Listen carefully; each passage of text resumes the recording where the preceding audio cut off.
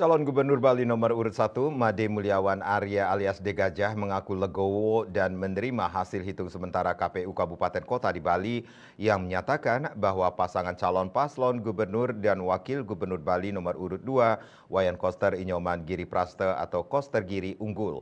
De Gajah pun mengucapkan selamat kepada Koster Giri.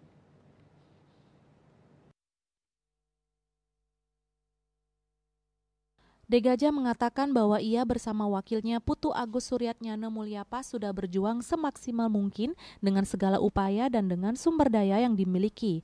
Namun masyarakat Bali dan alam Bali menghendaki dan memberikan mandat kepada Koster Giri. De Gajah mengakui dari hasil quick count internal yang dilakukan timnya, Koster Giri unggul dari Mulyapas, meskipun data dari TPS baru masuk 80%.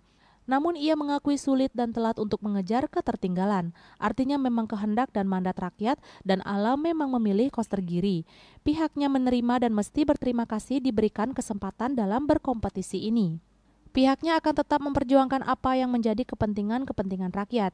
De Gajah juga mengucapkan selamat kepada Koster dan Giri Praste.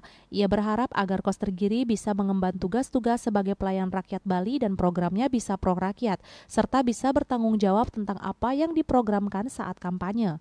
Pihaknya mengaku legowo, apapun yang terjadi, apapun hasilnya, tetap menghormati dan tetap menghargai.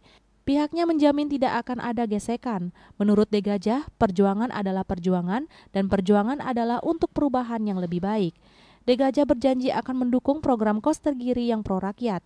Tetapi kalau tidak pro rakyat, pihaknya akan menjadi oposisi yang baik. Tapi kalau pro rakyat, pihaknya akan menjadi garda terdepan untuk itu. De Gajah juga mengucapkan terima kasih kepada rekan-rekan tim pemenangan, relawan, tim pemenangan daerah, aparat keamanan yang selama ini menjaga Mulyapas.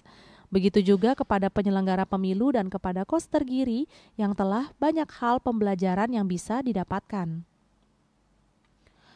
Winata Bali Pos melaporkan.